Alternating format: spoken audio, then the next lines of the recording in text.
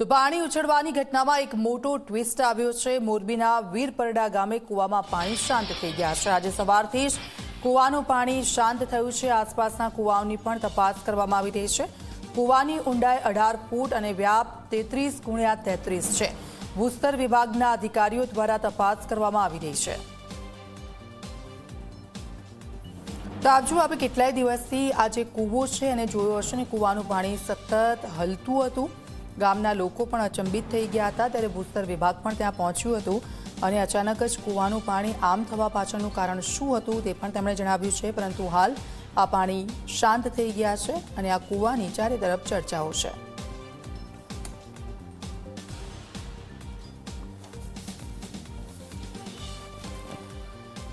સતત 3-4 દિવસથી આ જે કૂવો છે એ લોકોના ચર્ચાનું કેન્દ્ર સ્થાન એટલા માટે બન્યો છે કારણ કે કૂવાનું પાણી જે રીતે હલી રહ્યું છે, ગામના લોકો પણ ખૂબ જ આ બાબતને લઈને આશ્ચર્યચકિત હતા અને ઘણા બધા દૂર દૂરથી આ કૂવાને જોવા માટે આવતા હતા। ગઈકાલના આ દ્રશ્યો મેં આપને બતાવી રહ્યા છે। ગઈકાલ સુધી પાણી હિલોડે ચડ્યું હતું અને આજે આ કૂવાનું પાણી એકદમ શાંત જોવા મળી રહ્યું છે।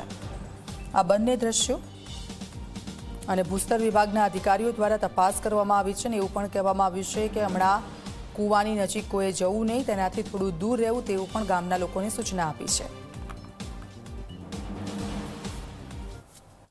અમે સ્થળ ઉપર આવી પહેલાં ગ્રાઉન્ડ વોટરનું મોનિટરિંગ કરી વોટર સેમ્પલ લીધા, પછી કૂવાની ઊંડાઈ જોઈ, પછી કૂવા કેટલી સુધી કન્સ્ટ્રક્શન થયેલો છે એ બધું જોયું અને કૂવાની જીઓલોજી જોઈ। તો કૂવાની જીઓલોજી માટી જે ડડલ કહેવાય ભૂખરા ટાઈપની માટી આવેલી છે અને બીજું છે નહીં। અને પછી અમે અંદર જોયું તો અત્યારે તો એનો વેવ્સ હતા નહીં, પણ જ્યારે આ ભરતી ઓટ આવે ત્યારે થોડીક વેવ્સ વધે છે, એની શક્યતા રહેલી છે।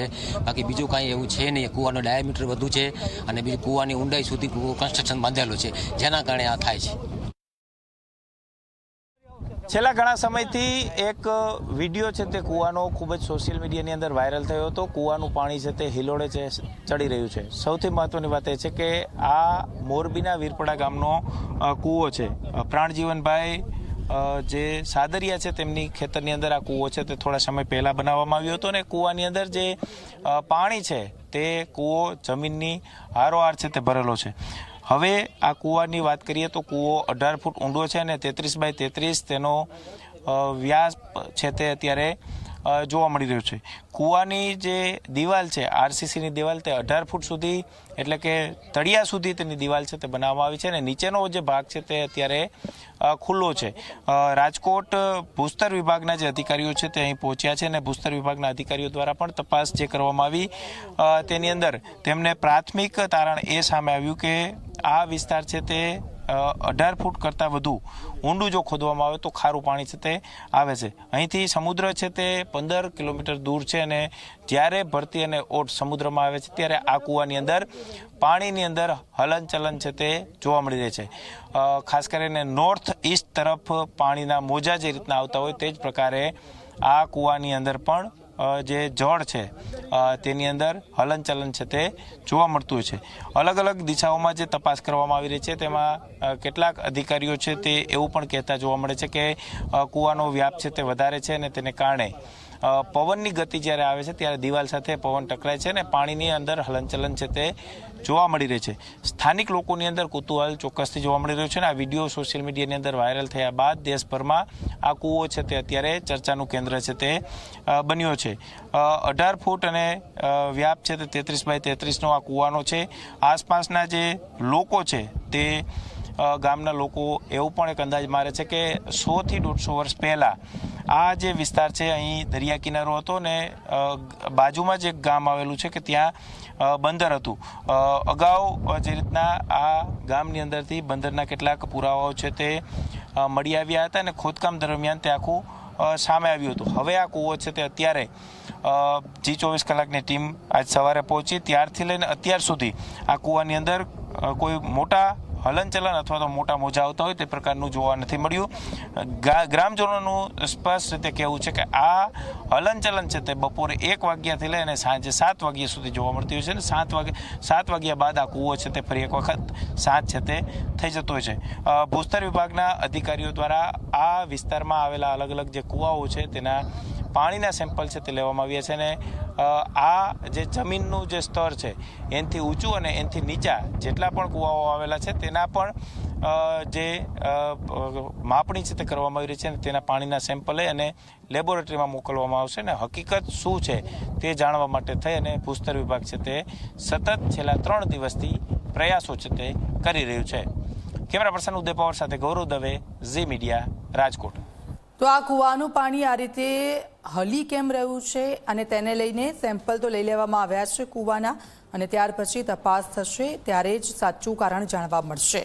પરંતુ હાલ આ જે કૂવો છે ચર્ચાનું કેન્દ્ર બન્યો છે.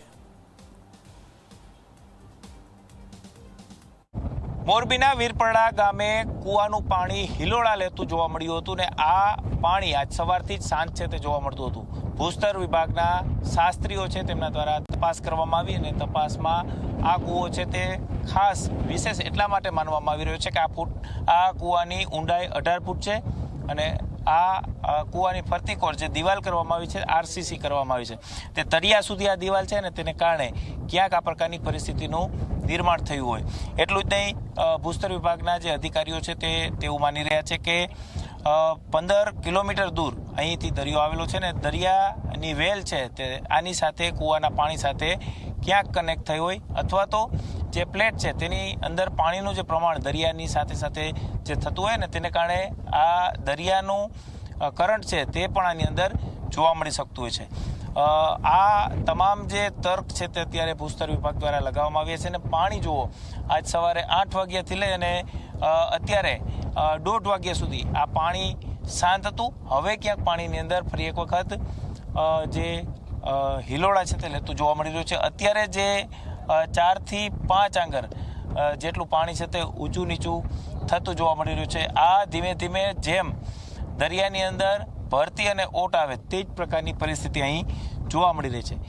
ભૂસ્તર વિભાગ દ્વારા આ વિસ્તારની અંદર આવેલા 10 કિલોમીટરમાં જેટલા કૂવાઓ છે તે કૂવાઓના પાણીના સેમ્પલ છે તે લેવામાં આવી રહ્યા છે. આ કૂવાનું પણ સેમ્પલ લેવામાં આવ્યું છે અને હવે સેમ્પલ લેબોરેટરી ખાતે મોકલવામાં આવશે. તપાસના અંતે શું બહાર આવે છે તે જોવું સૌથી મહત્વનું રહેશે. પરંતુ ક્યાંક આ કૂવો છે તે સોશિયલ મીડિયાની અંદર લોકો માટે આકર્ષણનું કેન્દ્ર છે તે બન્યું છે અને લોકોની અંદર એક કુતૂહલ હોવાને કારણે ખૂબ જ મોટી સંખ્યામાં લોકો અહીં જોવા માટે આવી રહ્યા છે.